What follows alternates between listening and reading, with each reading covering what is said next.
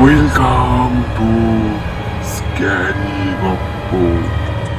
Hello বন্ধুরা, scary গপ্পর 64 নম্বর এপিসোডে তোমাদের সবাইকে স্বাগত জানাই। আমি আছি প্রকাশ তোমাদের সাথে। আজকে আবারও একটি নতুন গল্প নিয়ে চলে এসেছি। আজকের গল্পের নাম ঝুলন্ত লাশ। এই গল্পটি লেখিকা আলপনা। চলো তাহলে গল্পটি শুরু করা যাক। আমি এখানে নতুন এসেছি। নীরব একটা পরিবেশ, চারপাশটা জঙ্গল আর জঙ্গল। দিনে কাজে প্রয়োজনে আমার সঙ্গী কিছু লোকজনের দেখা মিললেও রাত্রে জনমানব শূন্য থাকে পুরো জঙ্গল। এমনই এক পরিবেশে একা থাকাটা বাসায় কখনো কাটাইনি আমি। আমাদের যৌথ পরিবার, আমার পরিজন ছাড়াও আত্মীয় স্বজনদের আনাগোনা লেগেই থাকে বাড়িতে। সরব পরিবেশে জীবনটা কাটিয়ে এখন এই জনমানবহীন পরিবেশে খাপ খাওয়াতে একটু অসুবিধা হচ্ছে।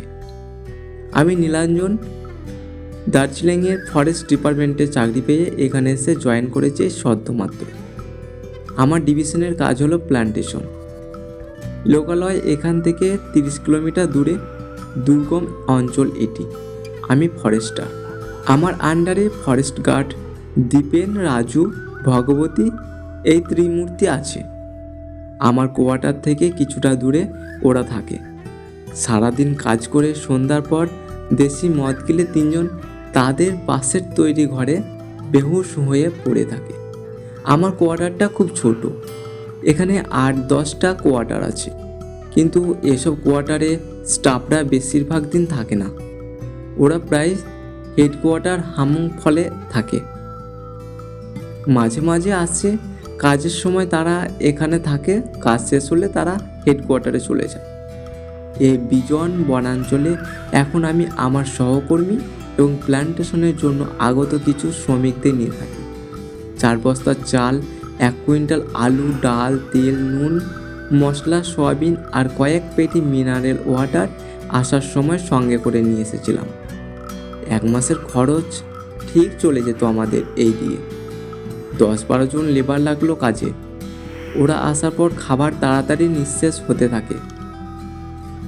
এরপর খাদ্য সংকট দেখা দেবে আমি নিশ্চিত। চাল শেষ হবার আগেই আনতে হবে। আমাদের কাজের এত চাপ যে নিকটবর্তী বাজার পর্যন্ত 30 কিলোমিটার হেঁটে বাজার করে আনার সময় সাধ্য কারো নেই। এসব ভাবতে ভাবতেই আজ আমার ঘুমের 12টা বেজে গেল। কিছুতেই ঘুম আসছে না। মশলা শেষ, আলু শেষ, সামান্য ডাল আর চাল আছে। এতগুলো মানুষ সারাদিনের কাজের শেষে ক্ষুধার্ত অবস্থায় আসবে, কি খাওয়াবো এদের? দুশ্চিন্তায় ঘুম আসছে না। রাত 12টা বেজে গেল। আমি দরজা খুলে বারান্দায় চেয়ার এনে বসলাম। ঝিঝি পোকার ডাকে রাতের নিস্তব্ধতা ভেঙে যাচ্ছে। শিয়ালদের উচ্ছৃঙ্খল হুক্কা হওয়া ভয় লাগছে আমার খুব। হঠাৎ দেখি আমার ঘরের পাশ দিয়ে একটা শিয়াল ছুটে যাচ্ছে। দূর থেকে ওদের চকচকে চোখ দেখা যাচ্ছিল। সামনের ঝোপ থেকে আরও একটা শিয়াল আমাকে দেখে পালালো। লেবারগুলি নাক ডাকার প্রতিযোগিতা শুরু হয়েছে। এক একজনের নাক বলছে গঁত। পরক্ষণেই দ্বিগুণ জোরে আর একজন নাক ডাকতে শুরু করে দিয়েছে। এইভাবে একের পর এক পর্যায়ক্রমে চলতেই থাকে সারা রাত। সারাদিন আগাছা পরিষ্কার করে, মাটি খুঁড়ে ওরা ক্লান্ত হয়ে ঘুমাচ্ছে। কোনো চিন্তা নেই, ভাবনা নেই। দিনে মহানন্দে কাজ করে, ফাঁকি দেয় না কাজে কেউ। পেট ভরা খাবার চাই এদের। ডিমাচা উপজাতির এই লেবারগুলি খুবই কর্মঠ আর সৎ। খিদে তাদের প্রচণ্ড। সারাদিনে একবার খাবার খাওয়ার সুবিধা আছে এখানে। সকালে খেয়ে বেরোয় আর রাত্রে খায় তারা। দুপুরে চা খানিকটা মুড়ি, এতেই তারা খুশি। এই বিজন বনাঞ্চলে এর বেশি খাবার ব্যবস্থা করা আমার পক্ষেও সম্ভব নয়। ওরা খায় গোগ্রাসে। সাদা ভাত হলেও চলে তাদের। নুন জল দিয়ে আমার 4 গুণের ভাত একজনেই খেতে পারে ওরা। তাঁবু খাটিয়ে তোষক আর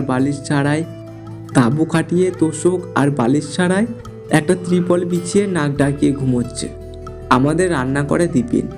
সকালে লিকার চা আর 2খানা বিস্কুট। কাজে বেরোবার আগে আলু সিদ্ধ ভাত। দুপুরে আর একবার চা বিস্কুট।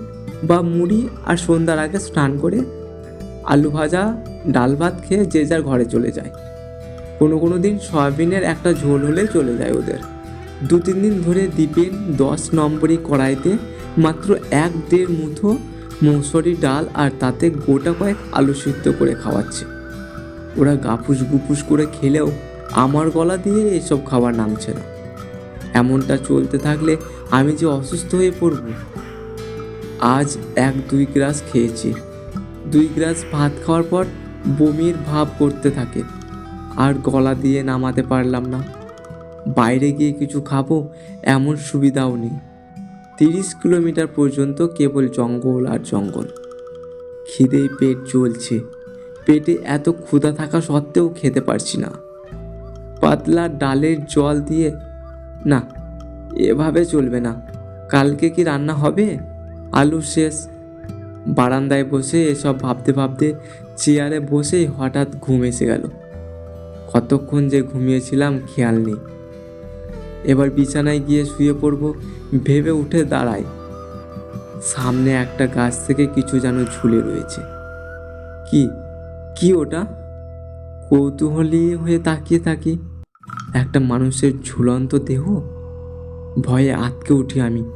কে কে হতে পারে মানুষটা? লেপারদের কি কেউ? যদি তেমন কিছু হয়, আমি কি বিপদে পড়লাম। চিৎকার করে ডাকতে থাকি, দীপেন, এই দীপেন, রাজু, ভগবতী। না, কেউ জাগলো না। আমি জ্ঞান হারালাম। পরদিন আমাকে বারান্দায় পড়ে থাকতে দেখে লেবাররা ছুট্টে এসে আমাকে আমার বিছানায় নিয়ে শুইয়ে দেয়।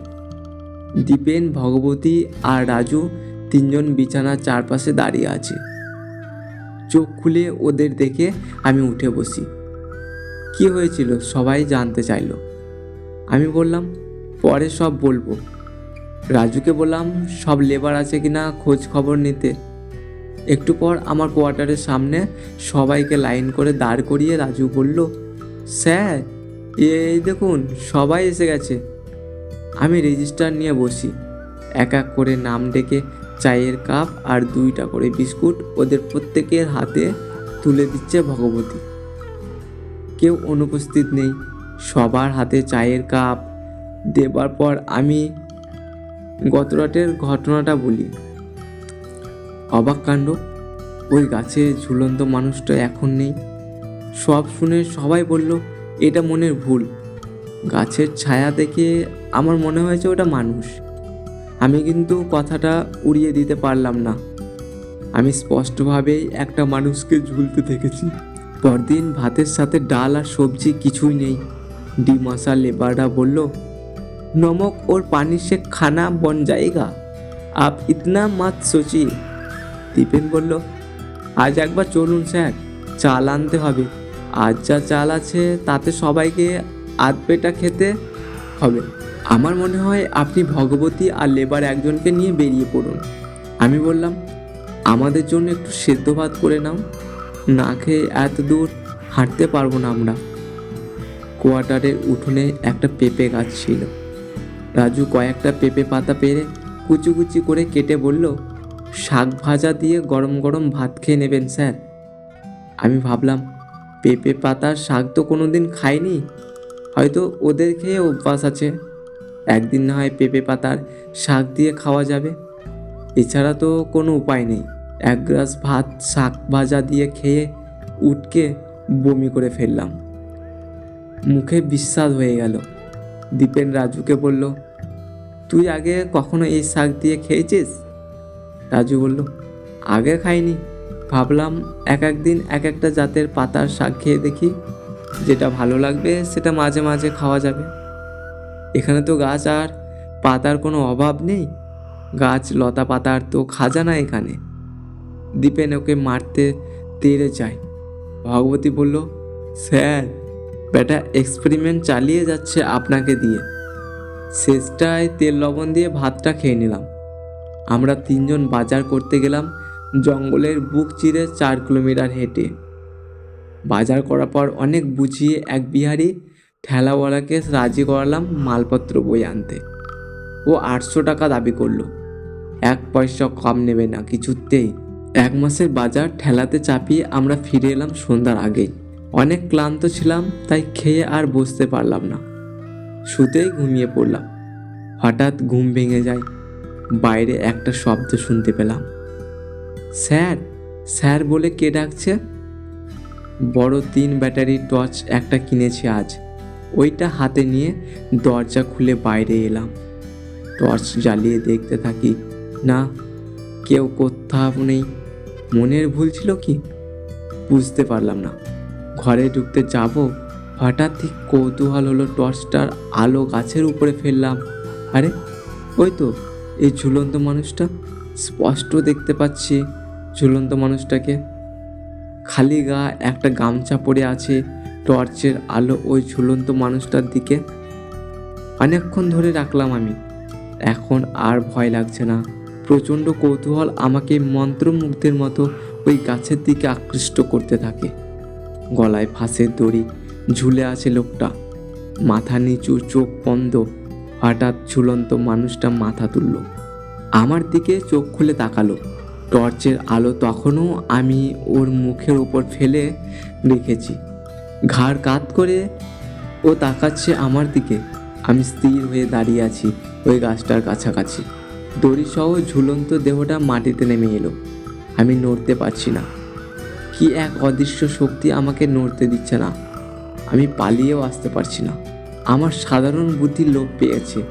জিহ্বা ঝুলিয়ে লাশটি রক্তাক্ত চোখ দিয়ে আলু ঢালু পায়ে খুব ধীরে ধীরে থপ থপ করে 1 পা 2 পা করে হেঁটে আমার দিকে এগিয়ে আসছে। গলায় ঝুলছে দড়িটা, আমার শরীর অবসন্ন হয়ে আসছে। হাতের টর্চটা শক্ত করে ধরে রেখেছি আমি। লাশটি আমার একদম কাছে এসে পড়েছে। ওকে এখন জীবন্ত মনে হচ্ছে। এরপর কি হলো আমি আর কিছুই মনে করতে পারছি না। পরের দিন সকালে গাছের নিচ থেকে আমার সঙ্গীরা আমাকে উদ্ধার করে। সবাই পুরো ঘটনার কথা শুনে এবারও আমার মনের ভুল বলে বাদ চালিয়ে দিল। কেউ কেউ স্বপ্ন বলে পুরো ঘটনাটা অবিশ্বাস করলো। আমি তো জানতাম ওটা স্বপ্ন কিংবা মনের ভুল ছিল না। আমার চোখকে তো আমি অবিশ্বাস করতে পারি না। পরের দিন আমার প্রচণ্ড জ্বর এলো। আমাকে একটা হাসপাতালে ভর্তি করা হলো। কিছু দিনের ছুটি নিলাম আমি। তারপর ট্রান্সফার নিয়ে চলে গেলাম অন্যত্র। আর ওখানে ফিরে যাইনি। ওই লাশটা এবং আমার চোখে পড়ল। কেউ দেখলো না। পরের দিন লাশটা কেন গায়েব হয়ে যেত আর কেন দেখা যেত না, এটা একটা রহস্য রয়েই থাকলো আমার কাছে। আজও ওই রহস্যের কোনো সুরাহা করতে পারিনি। আজকের গল্পটা এখানে শেষ হলো। গল্পটা কেমন লেগেছে অবশ্যই তোমরা কমেন্ট করে জানিও। আর তোমরাও তোমাদের গল্প লিখে পাঠাতে পারো। ডেসক্রিপশন বক্সে লিঙ্ক দেওয়া আছে, সেখানে তোমরা মেল করে দিও।